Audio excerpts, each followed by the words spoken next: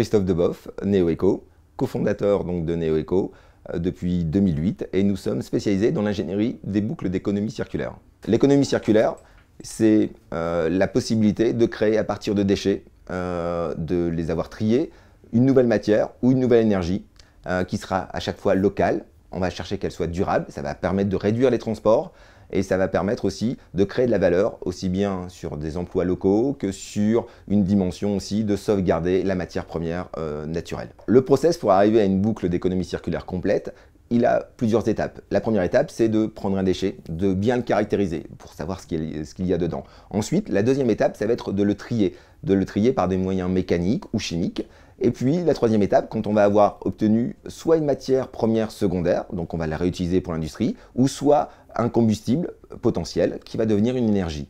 Et ça, elle pourra être utilisée par des distributeurs classiques de demain, les grandes entités qui développent la distribution des énergies. Les bénéfices de l'économie circulaire, ils sont de plusieurs ordres. Ils sont de l'ordre de sauvegarder la matière ou l'énergie.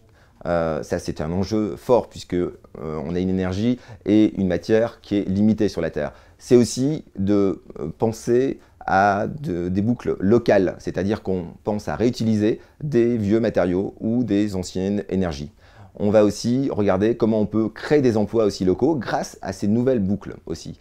Voilà. Et puis on va réduire le transport des matières ou des énergies. Et donc on va ainsi sauvegarder à la fois des matières et tout en gardant une notion économique très très forte. Chez NeoEco, nous avons développé un programme de valorisation du biogaz en hydrogène. Alors ça consiste en quoi? Ça consiste à, d'abord, il faut créer du biogaz. Le biogaz, on va le créer par la fermentation des déchets, des biodéchets, donc des déchets qui proviennent des cantines ou des restaurants. On va les transformer, ils vont progressivement se décomposer, créer du biogaz. Le biogaz qui va être composé essentiellement de méthane. Le méthane, c'est du CH4 et on retrouve donc potentiellement de l'hydrogène.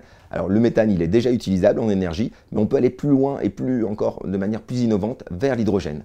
Et nous sommes en train de développer un process, un catalyseur à basse température, donc on est en plein dans la chimie. La chimie et le déchet sont deux notions qui vont se développer progressivement ensemble et on permet ainsi, grâce au catalyseur basse température, de transformer le méthane en hydrogène, l'hydrogène qui pourra être réutilisé par les moteurs demain, les moteurs de voitures, et qui eux-mêmes vont rejeter dans l'air de l'eau.